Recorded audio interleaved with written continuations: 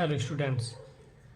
जैसे कि हमने पहले कुछ क्लासों में मैंने आपको बताया कि अगर किसी भी देश के बारे में या किसी भी स्थान के बारे में हमें जानकारी चाहिए तो या कोई भी अपने अगर साक्ष्य छोड़ता है तो वो कितने प्रकार में अपने साक्ष्य छोड़ता है, या फिर किसी चीज़ की जानकारी अगर हम प्राप्त करते हैं तो किन किन चीज़ों से प्राप्त करेंगे।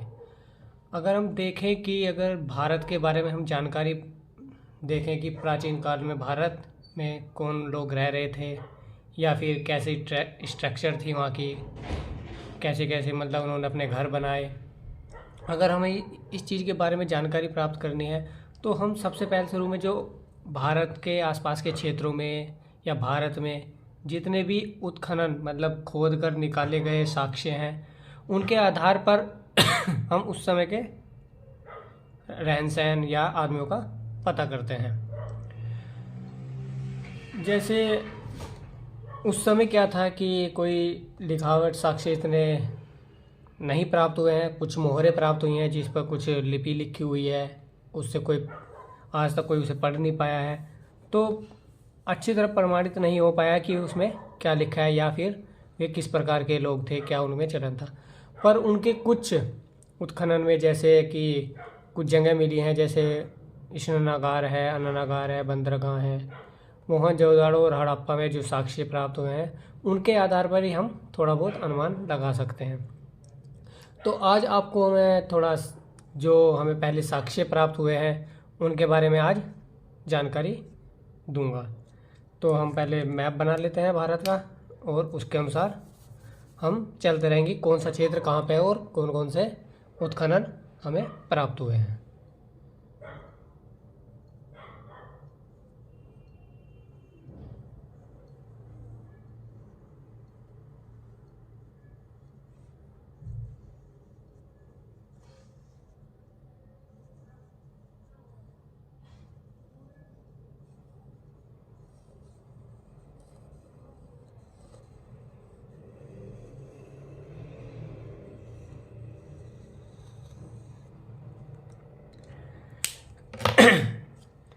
भारत का मैप है और साथ में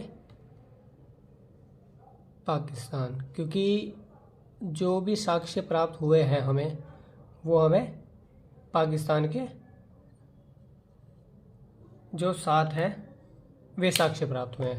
जैसे कि अगर हम सिंधु घाटी सभ्यता के या हड़प्पा के जितने भी साक्ष्य प्राप्त करेंगे तो सिंधु नदी के आसपास का जो क्षेत्र है उसमें प्राप्त होंगे। तो सिंधु नदी क्या है कि भारत के पाकिस्तान से होते हुए हमें हमारी जो नदी है ये पाकिस्तान को होते हुए जाती है। तो जितने भी क्षेत्र पड़ेंगे हमारे इस इलाके में पड़ेंगे, मतलब कुछ भारत और कुछ पाकिस्तान। तो हम आज शुरू करेंगे सिंधु घाटी की सभ्यता। तो मतलब सीधा नाम से पता चलता है कि सिंधु घाटी सभ्यता मतलब सिंधु नदी के आसपास का क्षेत्र। तो जो ये क्षेत्र है कोई अचानक बाहर तो निकल के खुद नहीं आ पाया। तो कुछ जब अंग्रेज़ों का राज्य था, यहाँ से अंग्रेज यहाँ भारत को उपनिवेश बनाया हुआ था, तो कुछ समय पर क्या हुआ कि कुछ अंग्रेज़ों की वहाँ पर नज़र गई बीच बीच में। जैसे देखा जाए तो सर्वप्रथम जो नज़र गई, सर्वप्रथम किसने मतलब ये साक्ष्य देखे कि यहाँ पर कुछ चीज़ें दबी हुई है, तो 1826 ईस्वी में एक अंग्रेज था, नाम था चार्ल्स मर्सन। क्या नाम था? चार्ल्स मर्सन। ये क्या था, इस व्यक्ति ने सबसे पहले ये साक्ष्य देखे जो मतलब सिंधु सभ्यता या हड़प्पा सभ्यता से जुड़े हुए थे। वहाँ पे क्या था कि जब इन्होंने देखे तो इन्हें बड़ी संख्या में वहाँ क्या दिखाई थी, ईंटें दिखाई दी। तो इन्होंने ईंटें दिखने का इन्होंने ध्यान नहीं दिया और ये 1826 में देखने के बाद भी ये उजागर नहीं हो पाई। पर इसके कुछ दिनों बाद ही एक और अंग्रेज नाम था, पहले सन लिख देते हैं, कौन से सन में, 1831 ईस्वी में। पहले क्या था, 26 में उन्होंने देखा मार्शल जी ने 26 में देखा, पर उन्होंने कोई प्रतिक्रिया नहीं दिखाई। पर 1831 में कर्नल बंसल, क्या, कर्नल बंसल, ये क्या थे, राजस्थान के एक राजा थे रंजीत सिंह। मतलब ये सारा जो क्षेत्र है थोड़ा बहुत रेतीला है। तो कर्नल बंसल रंजीत सिंह जी से मिलने जा रहे थे। तो मिलते हुए क्या हुआ कि रास्ते में तूफान आ गया। तूफान से बचने के लिए पास में क्या था, उनको एक खंडर दिखाई दिया। तो वे खंडर में जाकर बैठ गए।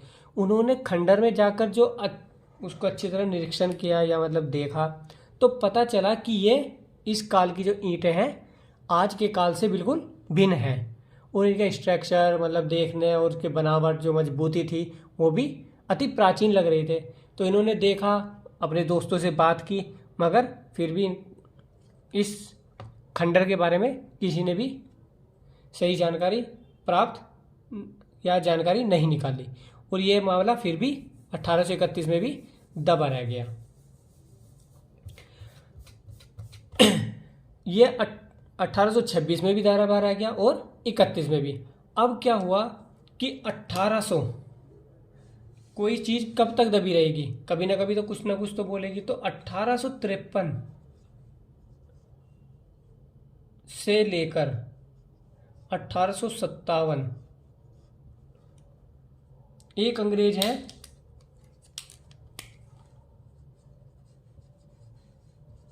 अलेक्जेंडर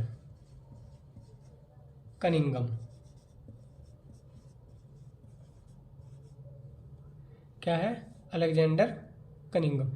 इन्होंने क्या करा कि इस खंडरों को देखकर इन्होंने क्या करा, खुदाई करवानी शुरू कर दी। उन्होंने सोचा कि जो ईंटें हमें बनी बनाई मिल रही हैं तो हम क्यों बनाएं। तो उन्होंने क्या करा, इसका उत्खनन, खंडरों का उत्खनन और अवलोकन शुरू कर दिया। अवलोकन मतलब जानकारी निकालने की ये क्या चीज़ है, अवलोकन शुरू कर दिया। किसने, अलेक्जेंडर कनिंघम में। कभी कभी क्वेश्चन में पूछ लेता है कि सबसे पहले हड़प्पा सभ्यता के खंडरों का अवलोकन किसने कराया। तो किसने कराया, अलेक्जेंडर कनिंघम ने। इन्होंने 2 बार कराया। क्या, 1853 से लेकर 1857 और 1873। कितनी बार कराया, 2 बार, फर्स्ट और सेकंड। पहले इन्होंने 1853 से 1857 और फिर 1873 अलेक्जेंडर कनिंघम में 2 बार अवलोकन कराया। मतलब जितने भी खंडर प्राप्त हुए, जितने भी प्राचीन के खंडर थे, उनका अवलोकन कराकर उनके बारे में जानकारी एकत्र की। यहां से क्या हुआ कि सिंधु घाटी सभ्यता के कुछ चिन्ह प्राप्त हुए इन्हें। चिन्ह प्राप्त होने के कारण इनको पता चला कि ये आज के नहीं है। फिर भी ये कुछ साल बाद भी दबा रह गया। मतलब कोई जानकारी इनको भी प्राप्त नहीं है। पर इन्होंने थोड़ा बहुत प्रयास किया। प्रयास तो किया। कराची में उस समय क्या था कि जिस समय अंग्रेजों ने इसका अवलोकन शुरू किया, उस समय क्या था कि भारत में इन्होंने रेल विस्तार शुरू कर दिया। रेल विस्तार करने के लिए इनको क्या चाहिए थी, पटरी पर बिछाने के लिए ईंट, या रास्ते में कुछ भी आ रहा था निकालने के लिए चाहिए था ईंटों का, रास्ते में से पेड़ों को हटाकर, और रास्ते को पक्का करने के लिए क्या चाहिए थी, ईंट। तो उन्होंने सोचा कि जो खंडरों का अवलोकन पहले किया जा चुका है वे खंडर किसी काम के नहीं है और ईंटें वहाँ दबी हुई हैं, तो उनको निकाल के क्या करें, हम अपना रास्ता पक्का कर सकते हैं। क्योंकि कोई भी आदमी चाहेगा कि अपने पैसे ना लगाकर जो भी काम फ्री में हो रहा है वो फ्री में कर लिया जाए। तो इन्होंने क्या करा कि कराची से लेकर, क्या, कराची से लाहौर के बीच में ये क्या कर रहे थे, रेल की पटरी बिछा रहे थे। तो बिछाने के लिए इनको पक्का करना था पहले नीचे, तो उन्होंने क्या करा कि ईंटों की जरूरत थी, तो इन्होंने क्या करा, खंडरों का उत्खनन कराना शुरू कर दिया। उत्खनन कराना शुरू कर दिया मतलब उनको खोदकर उनमें से ईंटें निकालनी शुरू कर दी। जब तक जो मजदूर थे भारतीय वे उत्खनन करने लगे। पहले से भारत में जादू टोना और इस भूत प्रेत का चलन तो पहले से ही था, लोग मानते थे। तो जब उत्खनन करने लगे तो विशेष प्रकार की आकृति, जैसे कि मतलब मृत भांड हो गए या कुछ ऐसी वस्तुएं निकलने लगी जिनको देखकर वहां के लोग डरने लगे। जब तक ईंटें निकलती रही सही था, क्योंकि उनको क्या पता था कि इसके नीचे क्या है। ईंटें निकलने लगी, पर वहां कुछ साक्ष्य क्या हुए कि विभिन्न प्रकार की क्या निकलने लगी, आकृतियां निकलने लगी। विभिन्न प्रकार की जो आकृतियां थी उनको देखकर लोग डर गए।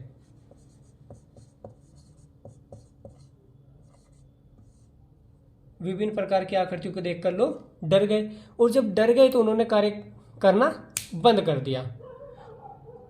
वो बंद हो गया। जो वहां से ईंटें निकाली गई थी, जितनी निकल चुकी थी निकल गई, और जो बची वहीं पर उस खंडर को दबा दिया गया।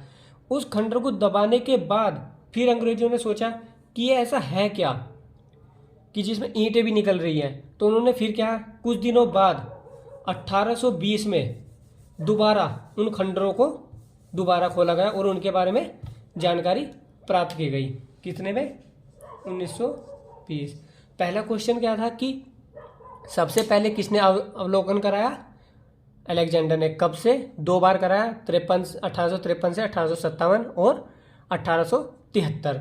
अब दोबारा रेल पटरी बिछा दो, ईंट चाहिए थी, उसको बंद करा दिया। फिर दोबारा उन्होंने खुदाई करवाई।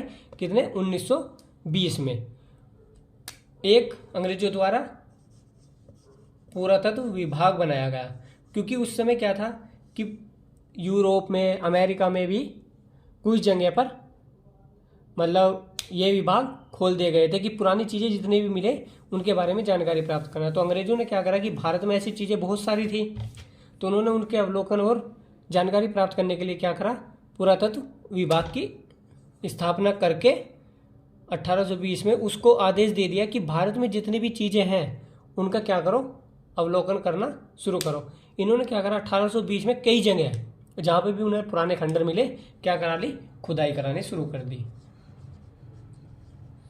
तो क्वेश्चन क्या बनता है कि सबसे पहले किस सन में पुरातत्व विभाग ने खुदाई करानी शुरू करी? तो कितने में? 1820 में। 1820 में ये खुदाई करे और 1821 में 1920 में पहली बार खुदाई कराई और 1921 में दयाराम साहनी, इनका पूरा नाम था राय बहादुर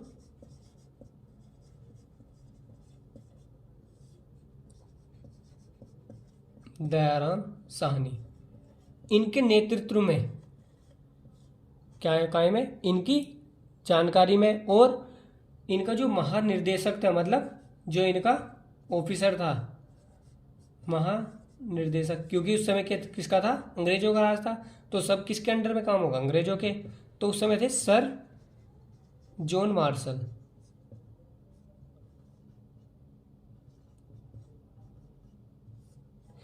किसने कराई? दयाराम साहनी ने। किसके निर्देश में? सर जॉन मार्शल के निर्देशन में क्या कराई, खुदाई कराई। खुदाई करवाई। स्थान था पंजाब।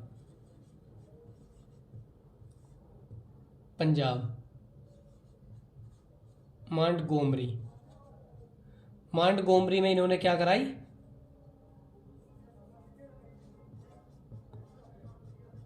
मांटगोमरी में क्या कराई, खुदाई करानी शुरू कर दी। मतलब इन्होंने साक्ष्य निकालने शुरू किए जो अब पाकिस्तान में है, वर्तमान पाकिस्तान, उस समय भारत। दयाराम साहनी ने खुदाई कराई किसके निर्देशन में? सर जॉन मार्शल के। कहाँ पर? पंजाब, और पंजाब के मांटेगोरी स्थान पर, जो अब पाकिस्तान में।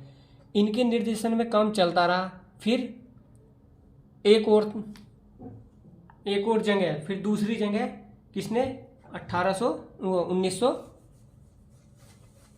ये तो क्या था, 1920-21 में, 20 में पुरातत्व विभाग ने काम सौंप दिया, 21 में दयाराम साहनी ने खुदाई करवानी शुरू कर दी। और फिर 22 ईस्वी में किसने, राखल दास। पहले दयाराम साहनी आए और फिर बनर्जी, राखलदास बनर्जी के नेतृत्व में पाकिस्तान का जो प्रांत है सिंध, कौन सा प्रांत है? सिंध। पहले क्या में था? भारत में था। तो सिंध में इन्होंने क्या करा? सिंध प्रांत के लरकाना के पास में क्या करा? खुदाई करानी शुरू करी और वहीं पर लरकाना के पास में ही इनको प्राप्त हुआ जो आज के समय सबसे ज़्यादा प्रचलन में है, पुरातत्व अगर खुदाई देखी जाए तो उसमें प्रचलन में है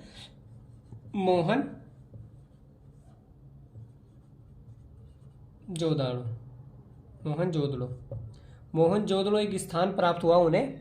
इन्होंने पहले शुरू में तो पता नहीं था कि मोहनजोदड़ो है, पर इन्होंने बाद में इसका नाम मोहनजोदड़ो रख दिया। वहाँ पर खुदाई के समय एक इन्हें स्तूप मिला। क्या मिला? स्तूप। तो कभी कभी क्वेश्चन पूछ लेता है कि किसकी खुदाई के समय स्तूप प्राप्त हुआ, या दयाराम बनर्जी की ने जो खुदाई कराई उसमें क्या प्राप्त हुआ, या किस चीज़ की खुदाई कराई? तो क्या था? स्तूप मिला। जो ये मोहनजोदाड़ो है, पहले तो हड़प्पा, ये क्या है कि हड़प्पा से 640 किलोमीटर दूर है। क्या है? 640 किलोमीटर दूर है। किससे? हड़प्पा से। मतलब हड़प्पा और मोहनजोदड़ो के बीच की दूरी क्या है? 640। और कराची से, पाकिस्तान का जो मेन शहर है कराची, उससे 300 किलोमीटर नॉर्थ की तरफ ये मोहनजोदड़ो स्थित है। तो हमने क्या क्या पढ़ा अब तक? किस समय पहले शुरू में इसका निरीक्षण किया गया, मतलब जानकारी हमें प्राप्त हुई, अवलोकन किया गया। किस समय? 1853 से 1857 किसने कराई? अलेक्जेंडर ने। और दोबारा उन्होंने कब कराई? 1873 में। फिर कराची और लाहौर के बीच में जब लाइन बिछाई जा रही थी तो उसके उत्खनन के समय ईंटें निकाली, और ईंटों के समय कुछ विशेष प्रकार का वस्तुएं मिलने के कारण क्या करा? उसको फिर दोबारा बंद कर दिया। फिर 1920 में पुरातत्व विभाग के निरीक्षण के अंदर फिर दोबारा से इसका अवलोकन या इसके बारे में जानकारी प्राप्त करने के लिए 1921 में दयाराम साहनी जी ने खुदाई कराई, जो कहाँ पर? पंजाब में। और फिर 1922 में किसने? राखलदास बनर्जी ने सिंध में लरकाना जिले में मोहनजोदड़ो की खुदाई कराई। इस खुदाई में क्या प्राप्त हुआ? हमें स्तूप प्राप्त हुआ, जो कराची, मोहनजोदड़ो जो है कराची से 300 किलोमीटर और हड़प्पा से 640 किलोमीटर दूर है। अब हम पढ़ते हैं मोहनजोदड़ो, जो इसका मेन शहर है। किसका? जो पुरातात्विक जितने भी हमें साक्ष्य मिले हैं, तो उसका मेन शहर या मेन स्थान जो है क्या है? मोहनजोदड़ो। अब हम इसके बारे में जानकारी लेंगे। धीरे धीरे ही हम ऐसे ऐसे, जैसे मोहनजोदड़ो है, हड़प्पा है, और सुतकोटदा है, बालकोट है, तो ये कुछ रोपड़, ये कुछ जिले ऐसे, कुछ जगह ऐसी हैं जो धीरे धीरे जहाँ पर हमें साक्ष्य प्राप्त हुए हैं, और हम इन्हें एक एक करके क्लियर करते चलेंगे। और मैं साथ साथ में तुम्हें जगह भी बताता रहूँगा कि इस समय वर्तमान में वे हैं जगह कहाँ पर है। तो मोहनजोदड़ो के बारे में मैंने आपको बता दिया है। तो मोहनजोदड़ो कहाँ पर है? सिंधु नदी के बिल्कुल पास में। कौन सा जिला? लरकाना, कराची से 300 किलोमीटर नॉर्थ की ओर। तो मोहनजोदड़ो है यहाँ पर। अगर मोहनजोदड़ो देखा जाए तो कहाँ पर है? मैंने आपको बताया कि सिंधु नदी के पास में। ये क्या है? मोहनजोदड़ो।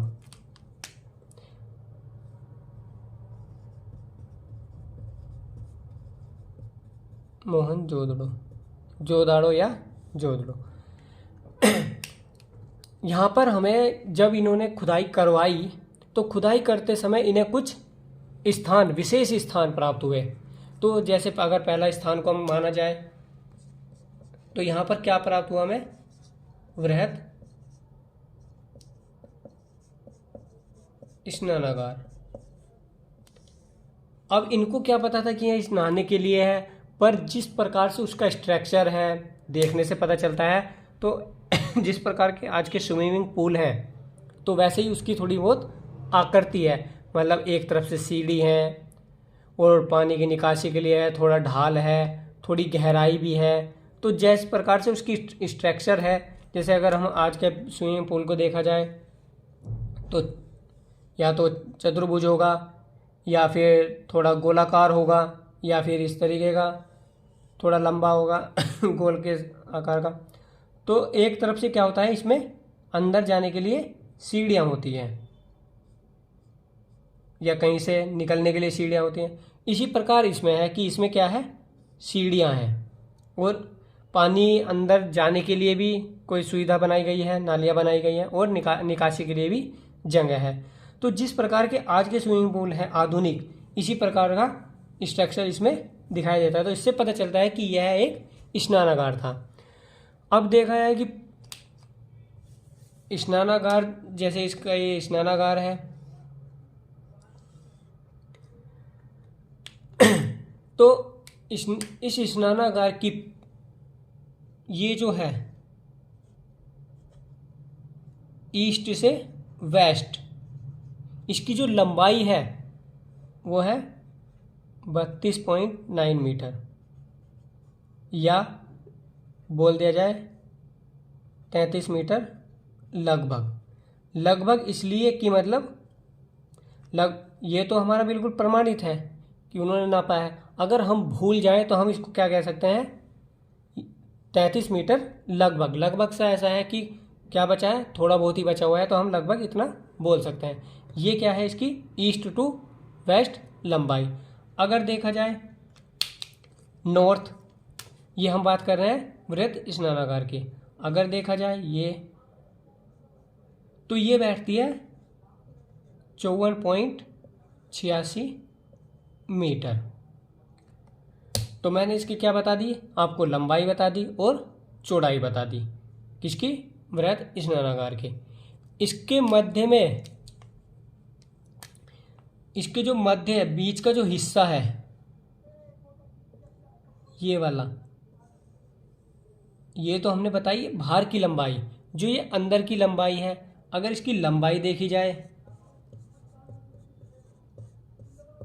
11.89 मीटर और चौड़ाई देखी जाए तो 60.1 मीटर। अब लंबाई और चौड़ाई के साथ साथ गहराई भी होगी।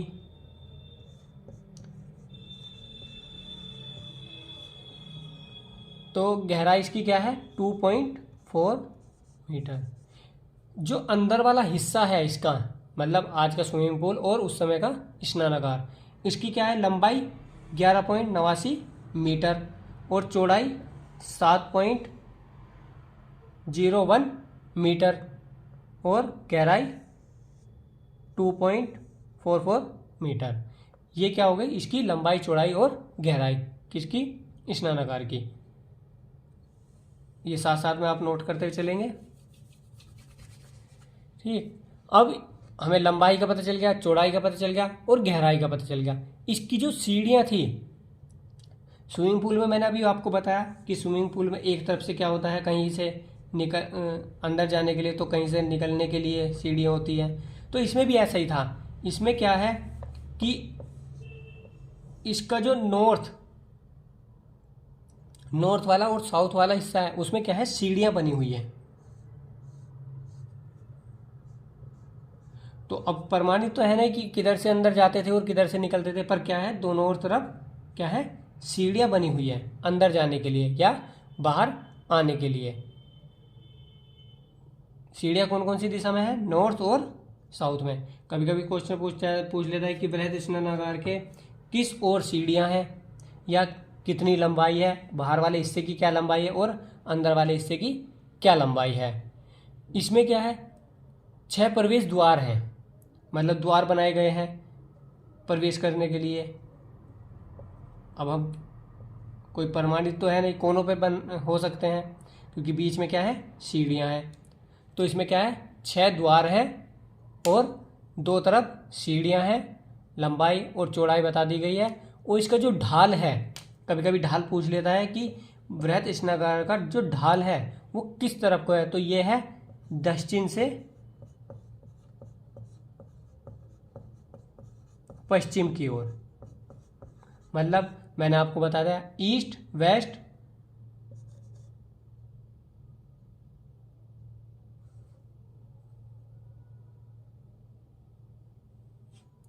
ये ईस्ट हो गया, इधर वेस्ट हो गया है, इधर नॉर्थ हो गया और इधर साउथ हो गया। तो मैंने क्या बताया, दक्षिण से पश्चिम की ओर क्या है, इसका ढाल है। तो दक्षिण से पश्चिम की ओर, इस ओर इसका क्या है, ढाल है, इधर से इधर को। मतलब अगर हम पानी डालेंगे तो यहाँ से इधर को आएगा, इधर से इधर को, इधर से इधर को। तो क्या है, पश्चिम और दक्षिण से पश्चिम की ओर क्या है, इसका ढाल है। तो कभी कभी पूछ लेता है ढाल किस तरफ है, दक्षिण से पश्चिम की ओर। तो ये तो हो गया हमारा बृहत स्नानागार के बारे में। इसकी लंबाई चौड़ाई आप लिख लेंगे।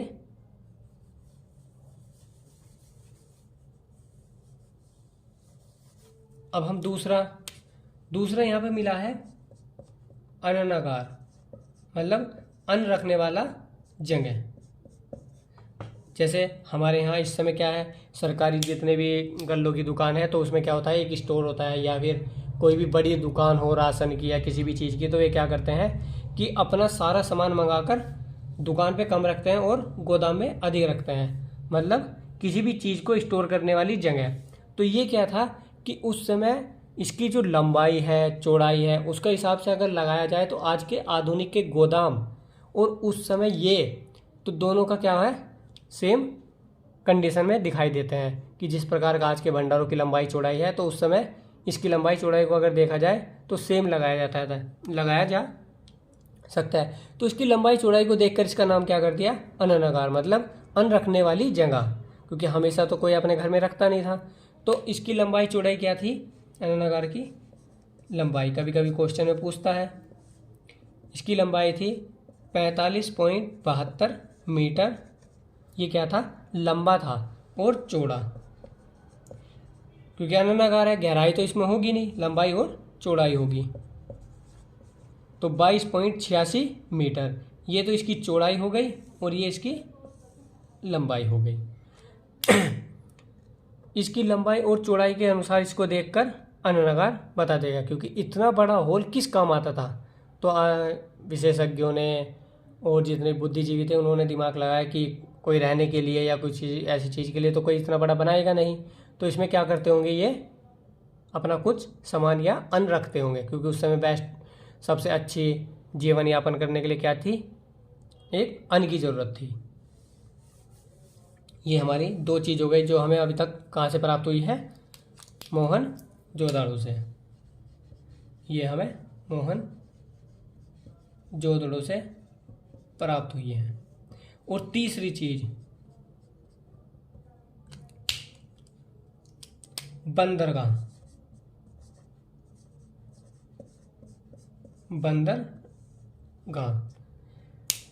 पहले से ही पता है कि सिंधु घाटी के बिल्कुल पास में है। तो कुछ साक्ष्यों से पता चला है कि यहाँ पर सिंधु घाटी के पास में है, नदी जा रही है और पास में क्या है, समुद्र में जाकर गिर रही है। तो यहाँ पर क्या पता प्राप्त हुआ हमें, बंदरगाह।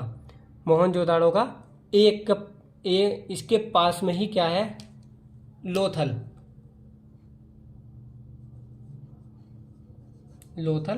इसका मुख्य बंदरगाह था, किसका, मोहनजोदाड़ो का। इस लोथल से मिस्र प्लस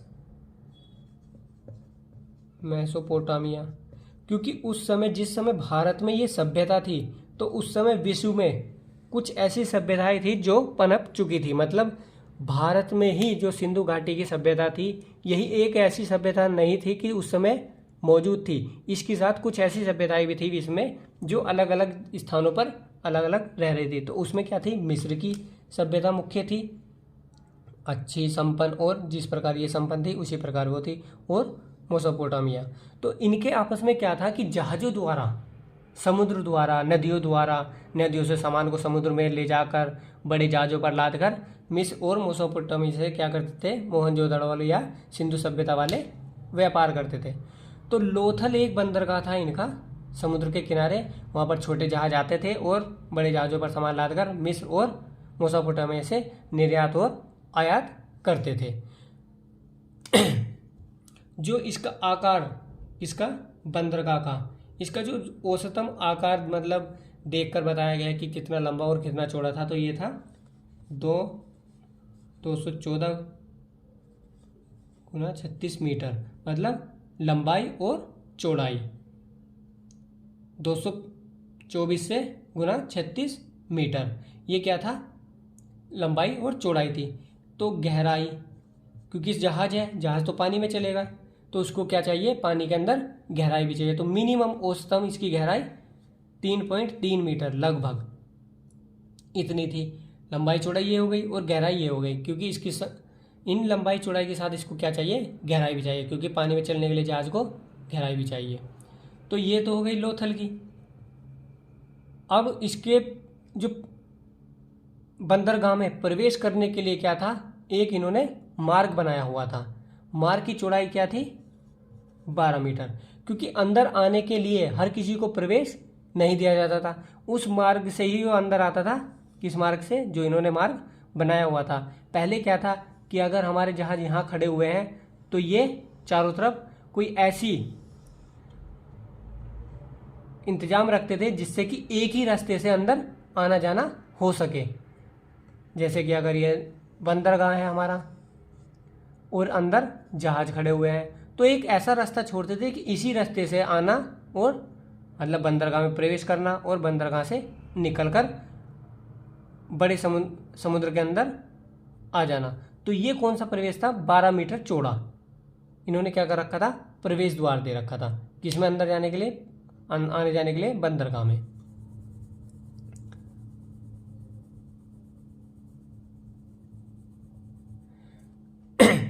ये तो हो गया हमारा प्रवेश द्वार। प्रवेश द्वार जो बंदरगाह का पूर्वी भाग था, मतलब कोई सा भी स्थान हो उसका पूर्वी, दक्षिण और उत्तरी सब भाग होते हैं। जो इसका पूर्वी भाग था, किसका, लोथल का पूर्वी भाग, पूर्वी भाग में इन्होंने क्या कर रखा था कि सामान को उतारने और चढ़ाने के लिए क्या बनाया हुआ था, डॉकयार्ड। मतलब कोई ऐसा स्थान कि भाई जहाज आकर खड़ा हुआ और पानी में कूदे और सामान निकाल कर ले आए, कोई ऐसा तो है नहीं। वे क्या करते हैं कि अगर ये बंदरगाह है और यहाँ जल है भरा हुआ, तो वे क्या करते हैं कि कुछ तख्तों से या लकड़ी के कुछ साधनों से एक प्लेटफॉर्म सा बना देते हैं। तो जहाज आकर यहाँ खड़ा होता है और अपना सामान लाद लेते हैं। लादना या उतारना हो जाता है, वो पानी में भी रहता है और हमारा सामान आसानी से उतर भी जाता है इससे लग के। तो इन्होंने क्या था कि जो लोथल का पूर्वी भाग था, मतलब बंदरगाह का जो पूर्वी भाग था, उन्होंने यहाँ से क्या बनाया हुआ था, डाक यार्ड बना हुआ था, जिससे यहाँ सामान उतरना और